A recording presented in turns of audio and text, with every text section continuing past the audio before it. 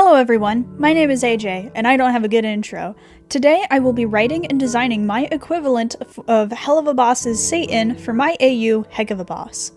I don't have any strong opinions about Satan. Maybe I'll develop some as I write the script, but right now in this moment I don't. It usually is the case though with most of Hazbin Hotel and Hell of a Boss's characters and world building. The more you think about something, the worse it gets. Which is ironic because I really like the show and I think about it a lot. Satan's design serves its purpose. He is big and intimidating. He actually looks like the Sin of Wrath. Hints to him having created imps are present in his design, if a tad on the nose. I like the fringe on his coat. It ties him to the western theming of the Wrath Ring without going full cowboy, which I would have had a hard time taking seriously. I think the weight-shaped nipple clamps or whatever those are that he's got going on look a little silly, but I like the gold that they bring into the design. The only thing that really sets him apart from other background characters, though, is how big he is and loads of unnecessary patterning. I think these patterns could have been simplified a lot. Maybe they make more sense on the character sheet, like how I designed Cherry Bomb's tattoos to be easy to wrap around her arm, but I'm not sure. I would need to see the official character sheet to make up my mind for certain, but from my perspective right now, I think they don't really add anything except more work time onto the animators. I am really happy with just how muscly he is. I think it's very fun. New silhouette unlocked. I like it. The writing here doesn't completely suck either as far as I can tell. He's a very one-dimensionally evil person, but I don't mind that. It serves its purpose. Not every character needs to be super interesting. I like that he actually does embody his sin about halfway. He actually does have anger issues, which is better than Beelzebub and Ozzy both. Although I would argue that he halfway denounces wrath because of his actions. He's got a little guy named Yogurt who helps him keep calm by being a hippie, so he is actively attempting to keep his anger under control, which, guess what? Keeps him from fully embracing wrath. I don't mind it nearly as much as I mind Ozzy or B, mostly B. He's still angry enough that it balances it out for me. I wish I liked him better than I did, but his introductory episode is just so bad that it's hard to see through all of the writing contrivances to actually see him. I mostly blame the episode though, not that particular character. So all of this being said, what I'm going to be doing today is taking Satan and throwing him away completely. In my religion, Satan and Lucifer are undebatably the same person. Satan is the name he was given after he was ejected from heaven. I carried this through into my redesign of him for my Bed and Breakfast series, which you should go watch, but do it after this video or the algorithm will pee on me. So I have instead decided to replace him with the demon Behemoth. Behemoth is a large animal of the earth described as having limbs and bones similar to metals. He's often paired with Leviathan, the great fish of the deep. Since we already have Leviathan here to be our sin of envy, I thought it would make a lot of sense for the second great beast to be here also. Behemoth is often depicted as a very large grazing animal, often an elephant or bull, but since we're replacing Satan, I think a dragon will still fit. I still want to have some similarities to the source material, even though I'm making a lot of changes.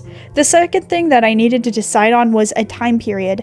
I've decided to set my AU during medieval times, so all of my sins need to be based at least loosely on a culture that existed during or before or around the Black Death.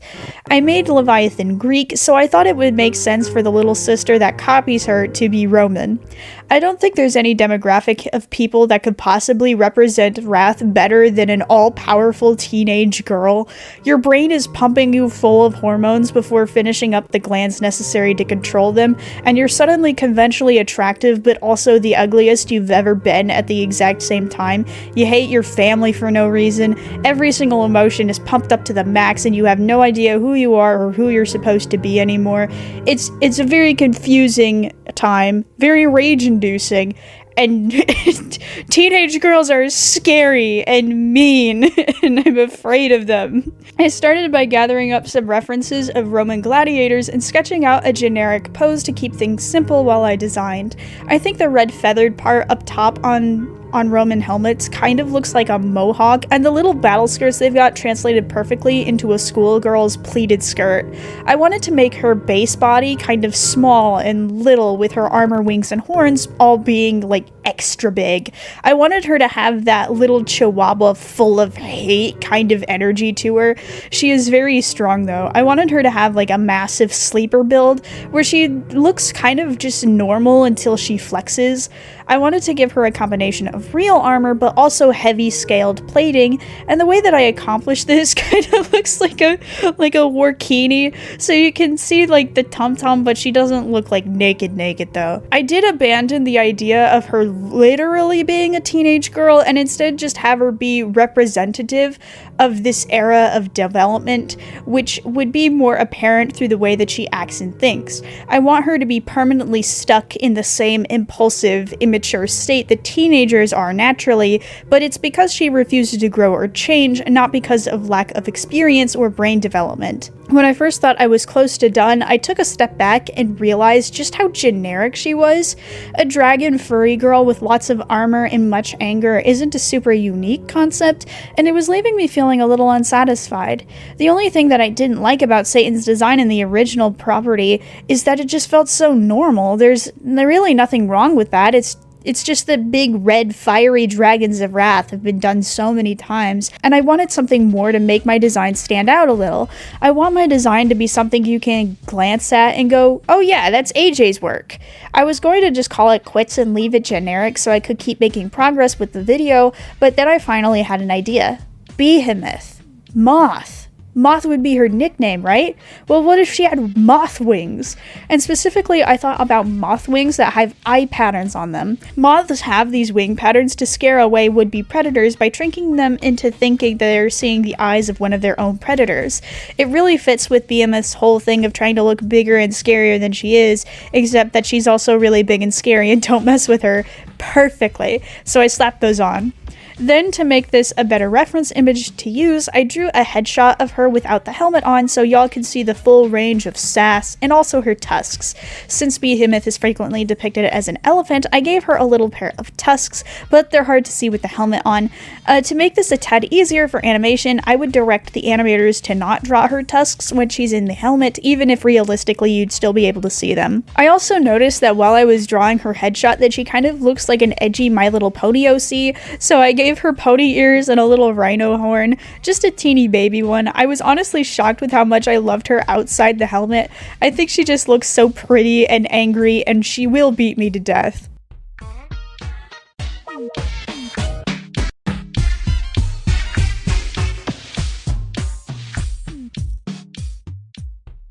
Since her regular form is so pretty, I wanted her demon form to really be freaky.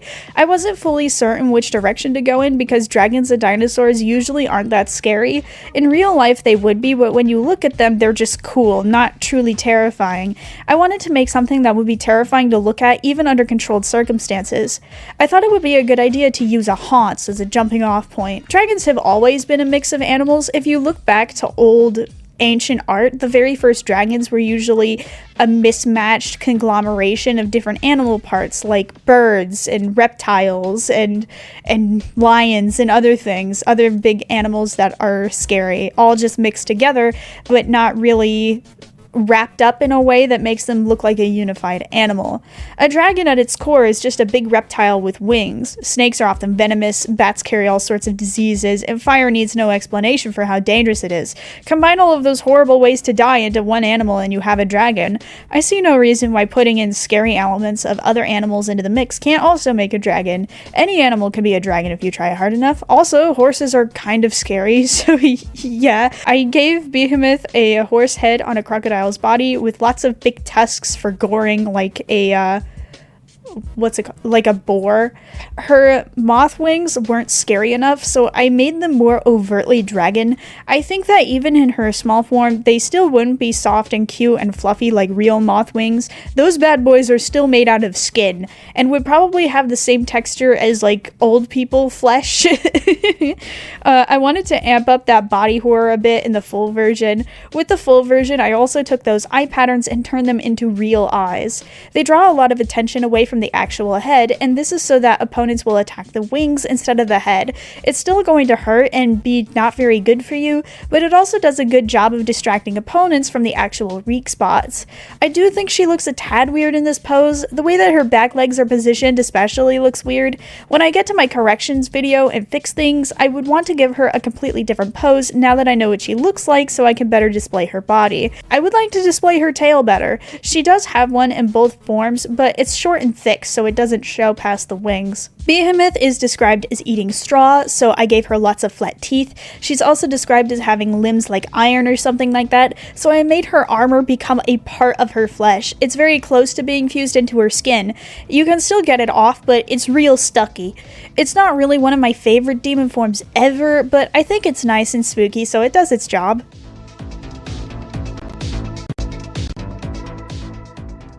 This week, I did actually have time for a modern form, so here she is. I was really disappointed to have left the Western theming of the Wrath Ring behind, but you know, cowboys didn't exist until after the United States was founded. But for the modern form, I can bring it back. A generic Western aesthetic didn't really seem to fit the vibe though, especially when taking into account how Vivsy drew Satan. The way she depicted him still had the Western elements, but they're fairly subtle. He's got the fringe on the coat, which I love, but he mostly just looks like kind of edgy normal. I wanted to amp up the cowboy theming, but mix it with over-the-top edgy so it's unmistakably modern. I wanted lots of leather and metal spikes, so I started with giving her a muzzle with a big old nose ring. The way that I did her face is supposed to be a mix of dragon, pony, and boar, so I thought a nose ring would be fitting for her. Boars and bulls were often given nose rings sometimes so that you can more easily direct them with tinier tugs because the nose is very tender, and it's a lot safer than trying to outstrength them. After that, I gave her the signature cowboy hat, which is deceptively hard to draw. There's such a strange shape. I gave her a short coat that's open in the front with big long sleeves and too many belts along the arms with lots of spikes. Most of the spikes I decided to draw as spots during the coloring phase, so that way I didn't have to draw quite as many lines. I did drastically reduce the amount of spikes that I actually wanted to keep this somewhat animator friendly. For her pants, I gave her some chaps with big stitching on the side. I like the way that they were laced up in my reference pictures, but that's obviously really hard to draw over and over, so I simplified it to a few X's. Then big high heels. Big chunky ones. I think they're called platform heels. I also put some fringe in places where it would fit, and a bandana around the neck, and her mohawk gets flattened by the hat. Color was difficult. I tried using brown, but I didn't like it, and none of the bright reds or oranges I tried looked right either, so I went with dark red and black. But this is a teeny bit of a problem because her wings, especially close to her body, are black because I designed them to look good with lightly colored armor. I tried to make her outfit white, but I didn't like the way it looked. It just didn't look like Wrath to me, so I stuck with black and dark red and decided to just color the line art to make it more visible.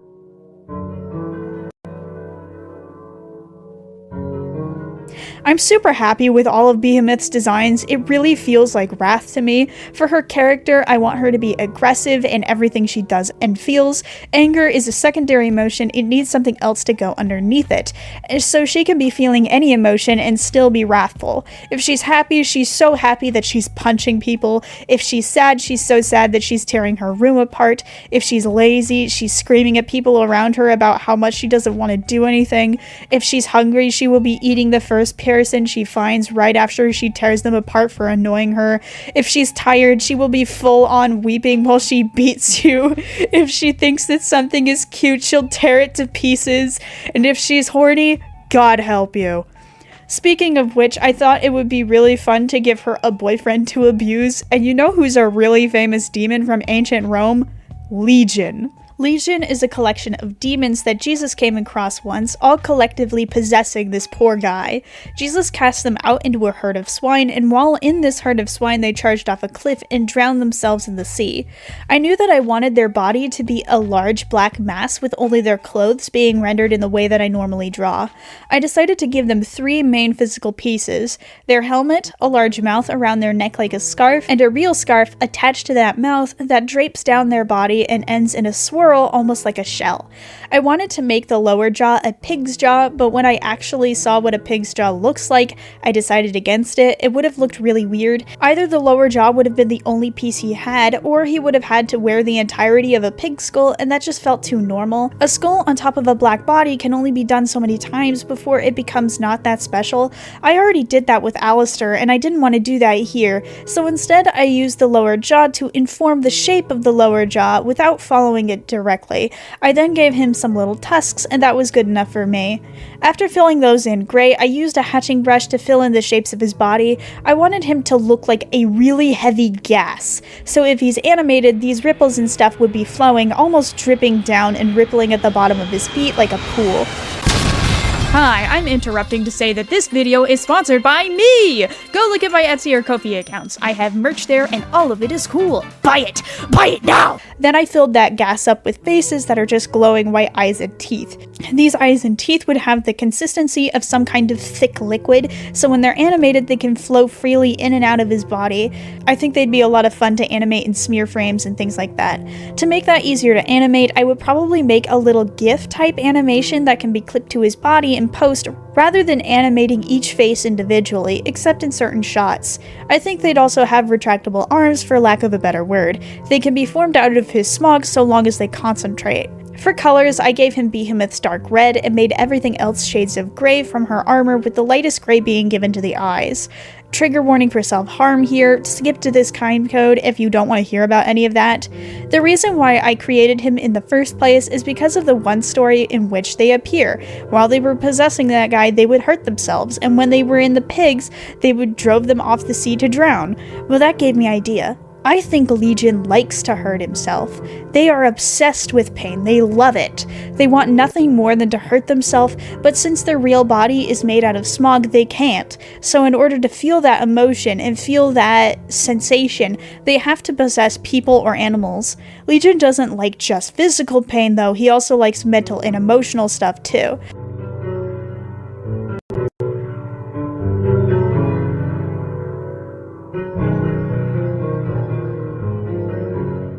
I was thinking it would be funny if I based Behemoth and Legion's relationship off of those really bad romances made for teenage girls where the relationship is really toxic, but it's depicted as romantic because the characters are hot, therefore all of this is okay. Like Twilight, or The Kissing Booth, or The Notebook, or way too much fanfiction. Behemoth and Legion are both extremely toxic. They get together, they're happy for 3 to 6 months tops, then they have a big blowout fight and break up, and then they get back together again in 2 weeks. During that break, Legion will go sleep around or try to sleep around, which makes Behemoth even more angry and jealous, so they have another fight, break up again, and the cycle repeats. Sometimes Legion won't even actually cheat while they're on break. Sometimes he just says he did for the drama. He loves fighting with her. He loves making her upset. He lives for the drama and the tea and the chaos and the emotional discomfort, and Behemoth sort of does too. She's just as bad as him, in many ways worse. They bring out the absolute worst in each other, but they're both so deep into it now that they would never truly separate. It's horrible, it's evil, it's the worst relationship of all time, but it works for them. Honestly, I really like it. I think they're cute in a really messed up way. The final thing I wanted to design for this is Yogurt, the little therapist. I like Yogurt's design when he's in this cute little blue cassock. It's very cute. However, Yogurt is single-handedly the worst case of animation error I've ever seen in my entire life.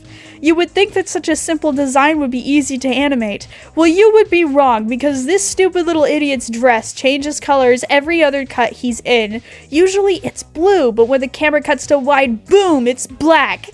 Why? How did this even happen?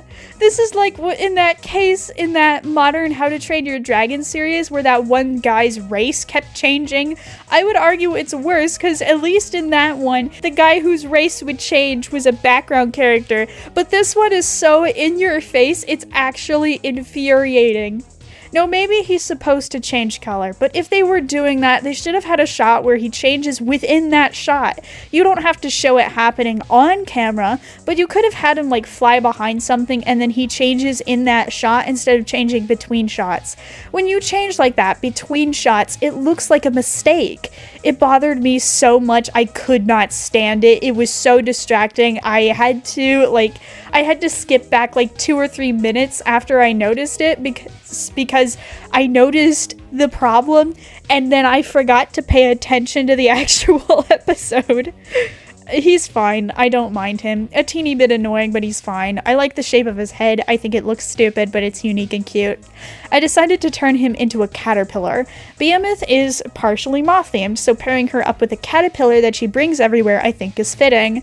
In my version, Yogurt isn't a therapist. Therapists didn't exist yet. Yogurt is a whipping boy. He's there to be a cute punching bag that doesn't need time to heal. A regular punching bag is simply not enough, because when Behemoth gets really angry, she doesn't need to just get the energy out. She actively wants to hurt people.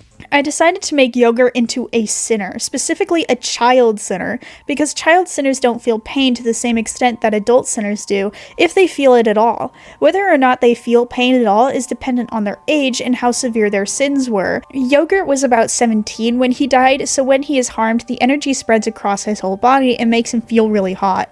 It still absolutely sucks, but it's not nearly as bad for him as it would be for anyone else.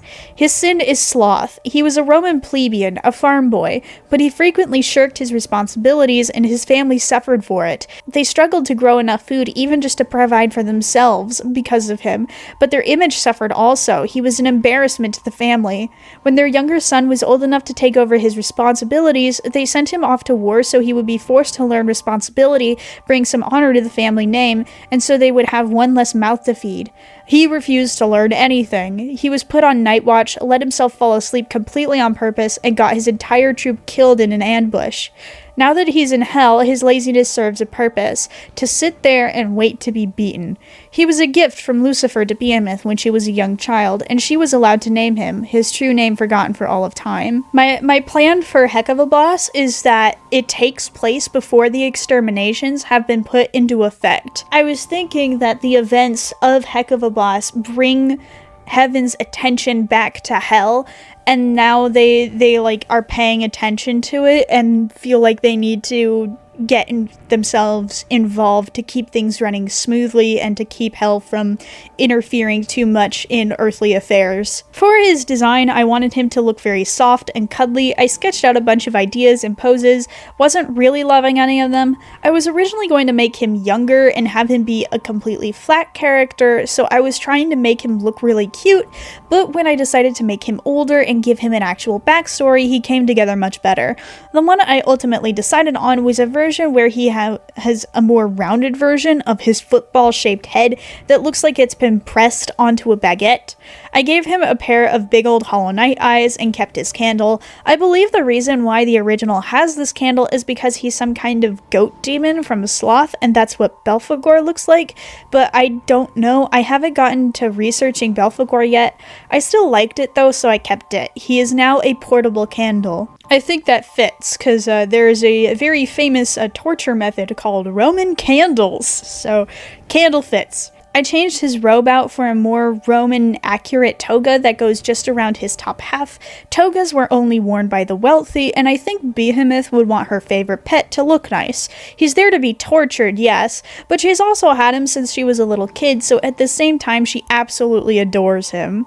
I kept his limbs nice and fat and soft-looking. I wanted them to taper towards the end, but didn't want them to look too sharp.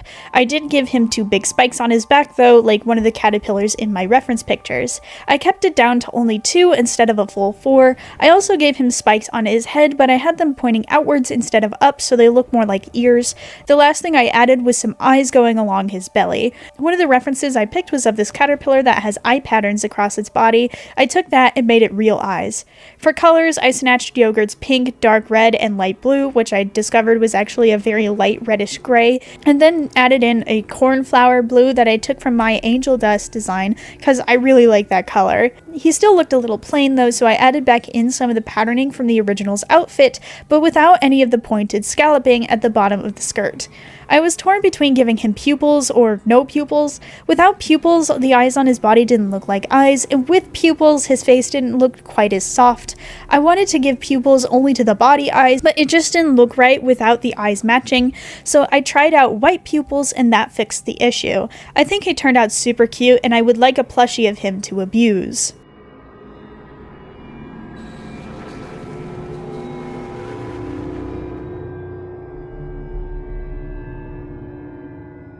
Just like with the rest of the 7 deadly sins, Behemoth is one of Lucifer's children, and just like the rest of them has a mother unique to her. I chose Tiamat.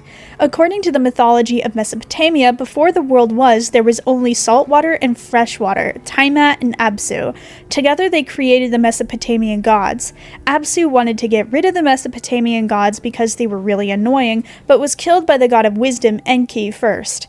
Tiamat became a great dragon, a mother of monsters. She was killed in a great war, and when she died, her body became the continents, her ribs became the sky, her eyes were the twin rivers of Mesopotamia, and her tail became the Milky Way, her mouth the ocean. Now, I can't use this mythology directly because it's just not true. The world of Heck-of-a-Boss and the bed and breakfast for former baddies was created by the one and only God who wrote the laws of science and used them for his own divine purposes, but that doesn't stop his creations from forgetting or ignoring him and making their own gods in mythology. There is a little bit of truth in every belief system, no matter how wrong it is. That is my firm opinion. It's easier for Lucifer to sway people away from God by using a partial truth to trick them into believing lies. Almost all of the Mesopotamian mythology that I just described to you is false, but there is truth here. Dragons were once real. During the Mesozoic era, giant reptiles known as dinosaurs roamed the earth. Tiamat was born in the late Triassic period when the first flying dinosaurs were emerging. She longed for this ability to fly and cursed God for leaving her bound to the earth and waters. Her rejection of who she actually was corrupted her and made her easy for Satan to sway. She made a deal with him to take over the earth and destroy God's work. Her evil transformed her into the second dragon, second only because Lucifer was the first. She was the mother of all dragons. She and her offspring destroyed the dinosaurs and laughed thinking they had conquered the planet, and then they got blasted by a meteor. She and most of her monsters were killed by that asteroid, but a few of her monsters did survive, including Behemoth. The ones that survived were stored deep in the ground as eggs that didn't hatch until after that asteroid landed. Behemoth was the last of her children and the only remaining one that Lucifer himself had fathered. Her egg waited until conditions were the most opportune to hatch, which happened to be right at the dawn of Rome. Behemoth's first act directly after hatching was to march straight into her father's castle and try to fight him. She instantly became his favorite. Tiamat is very dead. The divine execution she and many of her offspring experienced was so complete that the fires of heaven burned away their very spirits, but her memory lives on. Her ribcage was used to build Hell's courtroom, her tail became Behemoth's Colosseum, and her skull is Behemoth's castle. Tiamat is often depicted in pop culture as a hydra with 5 multicolor heads, but there is no definitive description that I could find, and I just wasn't feeling the hydra thing, so I chose to draw her design more accurate to Mesopotamian art that I was able to find. The way that they drew dragons, like I said earlier, was usually as a mismatched collection of animal parts, rather than a singular sleek animal like we usually do now, which is why I picked several different animals that didn't go together to create Behemoth. I did the same thing with Tiamat. She has arms almost like a human tipped with lion claws, her rear is like a boar, her face is a mix of a horse and a human almost, she's covered in heavy scaled plating like a dinosaur, and her wings are like a moth's. They usually made their dragons feathered, especially with the wings, but I chose to remove all of the feathers. I want to make all of her parts look like they belong together, so her wings are made out of a leathery skin. I gave her a mane almost like a zebra's, which ties into the haunts theming, and also looks a heck of a lot like the mohawk on Roman helmets. Since Tiamat started as a regular dinosaur, I wanted her to really look like she could have been a real animal with the exception of the wings. So just like a lot of the biggest animals that do and ever have existed, I made her very chonky. Her legs are very thin at the end because I like the way that looks, so I think she only ever stands on 2 legs when she's intimidating others. Most of the time she would go on all 4s. I also gave her a crest on her head like many dinosaurs had. I based her patterning off of this woodpecker that I found. I thought that really desaturated cyan would look really cool, and it went really well with Behemoth's dark red. I made her mostly black with a light gray belly and long spots, almost like stripes, on her arms and legs. I would have done this with the wings, but I wanted the wings to be really colorful. I gave the wings a gradient from black to dark red to orange to a lighter orange and bordered them with a light gray. I also used that light gray to give her a very simple eye pattern on the top layer of wings. I'm shocked with how much I like this design. I wasn't feeling it at first when I first finished with the line art, but after coloring her in, she might be my favorite dragon design so far. I like Behemoth's demon form a lot more now after designing Tiamat. I don't mind the hooves as much. I just need to change the pose of that demon form and I think I'll be happy. I think they really do look like mother and daughter, but in the way that demons do. The children of my demons don't always look like an actual mix of their parents. They often get their own unique traits, seemingly out of nowhere, and you can make a case that it makes me a bad writer because it's illogical. I can accept that argument, and that's totally fine for you to think that. It is very rule of cool of me. However, in a lot of stories from mythology concerning the birthing of both gods and demons, things don't always make perfect sense. Tiamat's lore is that she dies and becomes the stars and continents. Does that mean she literally looked like them? No. Zeus gave birth to Athena by getting Brain pregnant with her. People give birth to animals and gorgons and all kinds of weird monsters and creatures that don't make any biological sense at all. And I think that's part of what distinguishes demons and deities from all other forms of life. They don't have to follow the rules of science. They don't have to follow God's law. I've created several classifications of living creatures for my AU to help clean up the world building, so that even if I don't get to touch on many of these ideas, it at least helps inform me, the writer, when I'm power scaling and whatnot so that my story makes sense. It also helps you guys, the fans, who know about it, so you can more easily create your own OCs that can fit into the world because you'll have a set guide to follow.